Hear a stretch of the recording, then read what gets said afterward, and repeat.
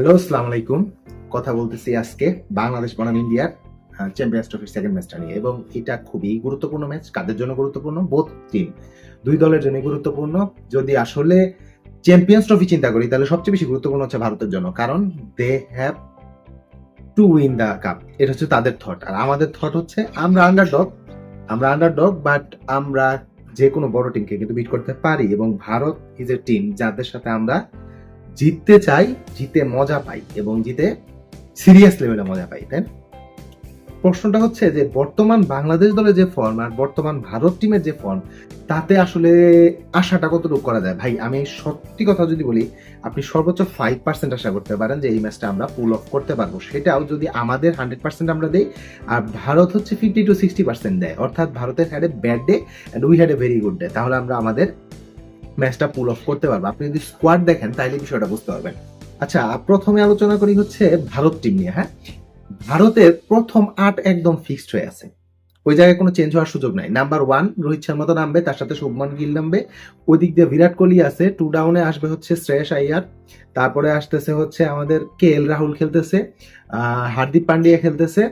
মানে ওদের player. Washington সুন্দর আছে মাঝখানে, রবীন্দ্র জাদেজা আছে। মানে দে আর প্রিটি সেফ। এবং উপরের 8 জনের মধ্যে তাদের 3 জন আছে যারা 10 ওভার পর্যন্ত বল করতে পারে। জাদেজা বলেন, হার্দিক পান্ডিয়া বলেন, অথবা আপনি যদি বলেন যে ওয়াশিংটন সুন্দর, 30 ওভার তারা ওই জায়গা থেকে পেয়ে দিতে পারে। যদিও তারা ওখান থেকে 30 ওভার পুল অফ করবে না, সর্বোচ্চ 15 থেকে 20 ওভার তারা ওখান থেকে পুল অফ করবে।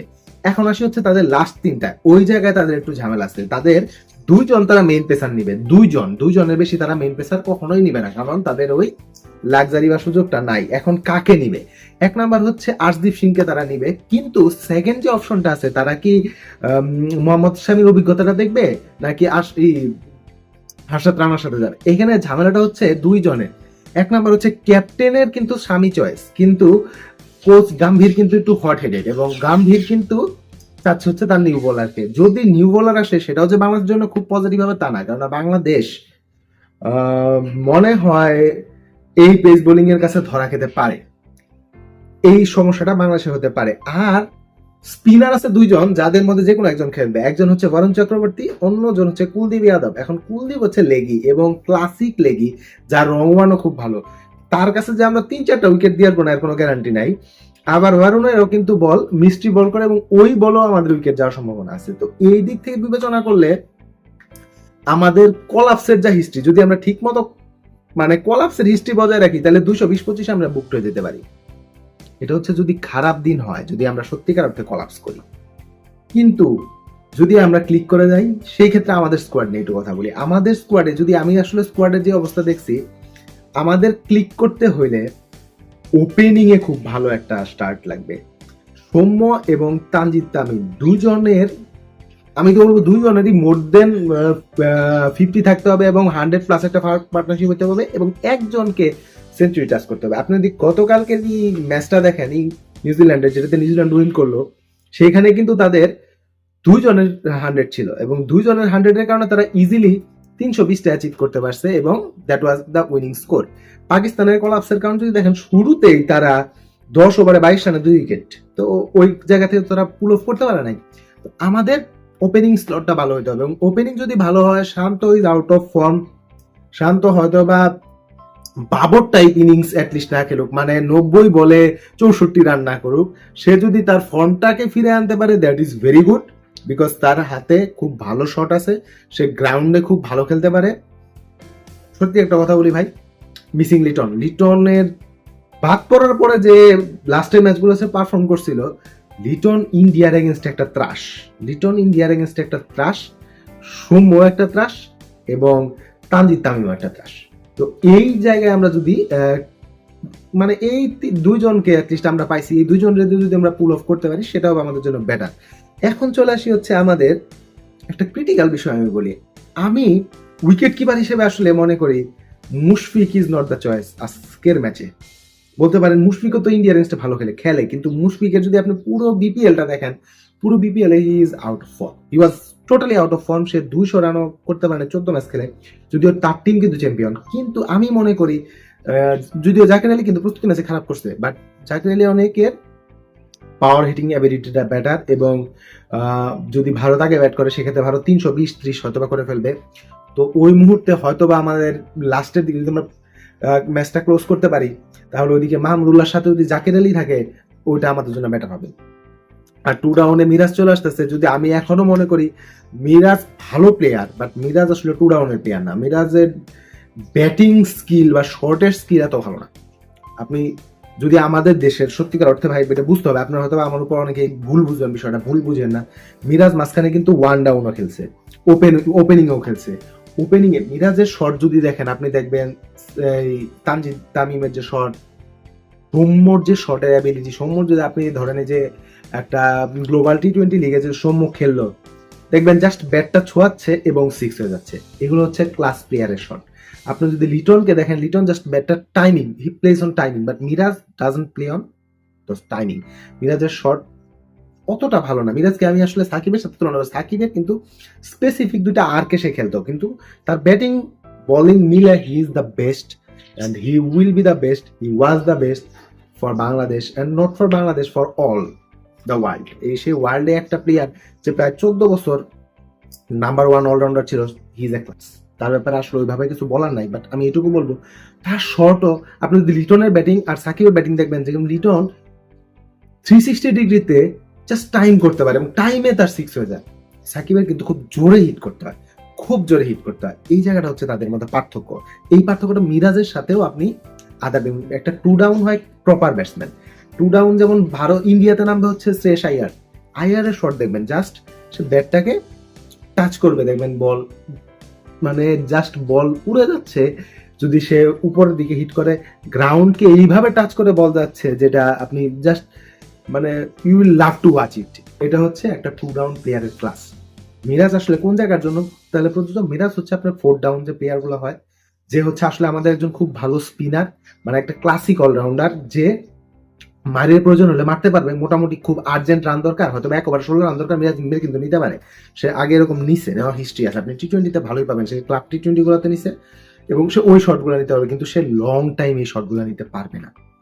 আরেকটা জিনিস আমি বললি, সেটা হচ্ছে আমাদের স্পিনার কাকে আমরা নিব? নাসুম আহমেদ? আমি মনে করি না। নাসুমের যে এই ক্ষেত্রে আমার মনে হয় আমরা একটা লেগি নেওয়া ব্যাটার। মূল সমস্যাটা হচ্ছে আমাদের 4 জন পেসার আছে এবং 4 জনই ভালো। আপনি কাকে রেখে কাকে নেবেন? প্রথমত হচ্ছে Taskin is a huge threat for India. Taskin সবসময় ইন্ডিয়ার কাছে ভালো বল করে। মুস্তাফিজ এক সময় এই ইন্ডিয়াকে একা ধরায় দিত, একদম একা ম্যাচ জিতায় ফেলতো, এবং এই দুবাইয়ের উইকেট কিন্তু একটু স্লো উইকেট হয়। স্লো মানে মুস্তাফিজ। এবং যদি মুস্তাফিজের ব্যাপারটা আমি বলি, যদি আপনি আর্লি 2-3টা উইকেট পুল অফ করে ফেলতে পারেন, পরের যে ব্যাটসম্যান গুলো আছে ইন্ডিয়ার, তারা একটু অভিজ্ঞতায় ঘাটতি আছে, তারা মুস্তাফিজের কাছে ধরা খাইতে পারে। মুস্তাফিজের যে টার্নিং বলগুলো হয় তার কাছে ধরা খাইতে পারে। যে মুস্তাফিজকে আপনি নিতে হবে। এখন থার্ড পেসারটা আপনি কাকে নেবেন? Shakib is a very good pacer. Shakib aggressive এবং ভারতের এগেনস্টে তার অ্যাগ্রেশনের মাত্রা একটু বেশি।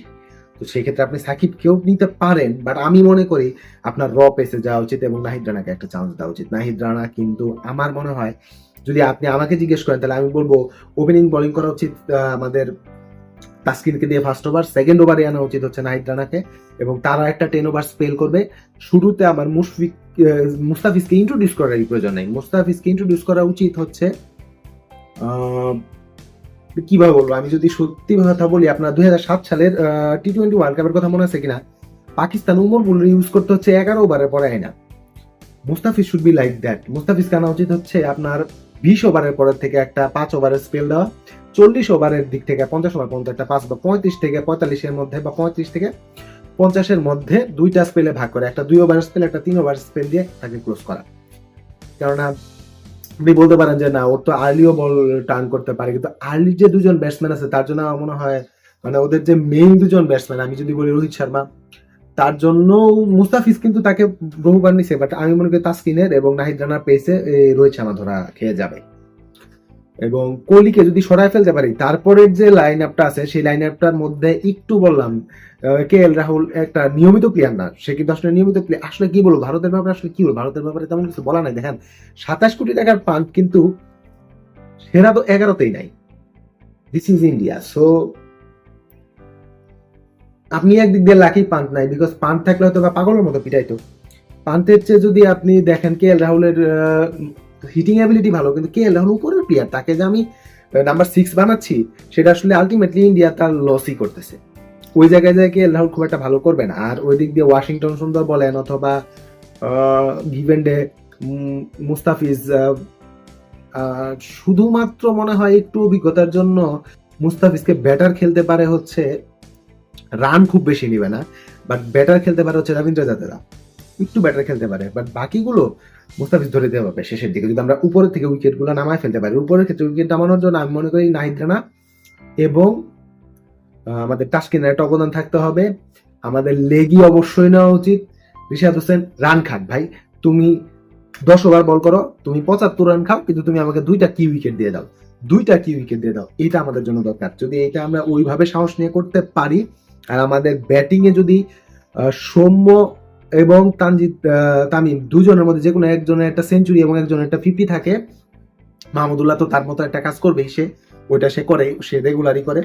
তো ওই ওই অবদানটা আমরা নিচের দিকে পাবো, কিছুটা পাবো হচ্ছে মিরাজের থেকে। তো ওইগুলো যদি আমরা পাই তাহলে we had a chance to win. কিন্তু দয়া করে কুলদীপকে অথবা বরুণ চক্রবর্তী যেই বল করুক, তাকে 3-4টা উইকেট যাতে না দিয়ে বসি, আবার তাকে এতটাও যাতে সেফ না খেলি যে দিন শেষে উইকেটও দিলাম, সে হয়তো বা 10 ওভার 40 রানে 4 উইকেট পায় আছে। এই ধরনের কারবার যাতে না করি, সেটা আমাদের আশা। সবাই দোয়া রাখবেন যাতে বাংলাদেশ এই ম্যাচটা জিততে পারে।